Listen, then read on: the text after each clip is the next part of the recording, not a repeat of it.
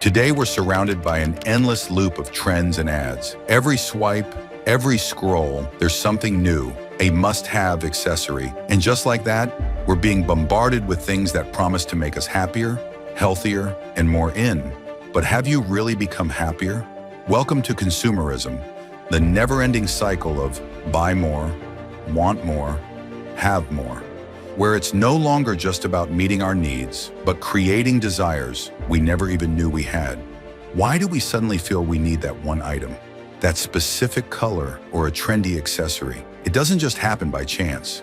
When the Barbie movie came out, pink suddenly became the color of the season. Every other influencer was grabbing pink-colored outfits and accessories they may only wear once. Or the Stanley Cup, a simple water bottle that people waited in line for and paid double the price online, all just to say they own one. In the US, an average person spends $18,000 each year on things that aren't essential. That's nearly $1,500 a month that could go towards something more meaningful. But instead, it's invested in things that sit unused in storage units or end up discarded. The world is on track to reach 5.6 billion consumers by 2030.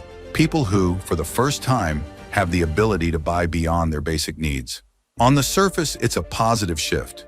After all, more people can enjoy life's comforts. But with this rise comes a massive demand for resources, a demand we can barely keep up with. And if everyone on Earth consumed like the average Westerner, we'd need over 5 planets to sustain us.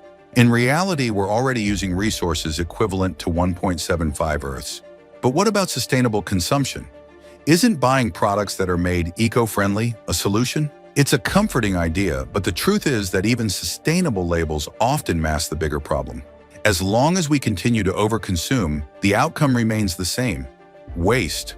And brands that promote sustainable options rarely admit their role in encouraging us to buy more. Instead, they shift the responsibility onto us, making us believe it's our fault for not being conscious consumers, while they continue to pump out hundreds of new trends and sustainable lines that feed the exact same cycle.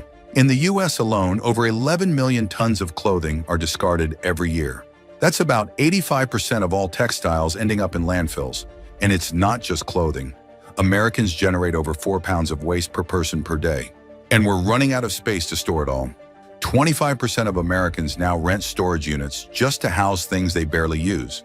This constant churn of products generates millions of tons of waste every year, from electronics to packaging, home goods, and more.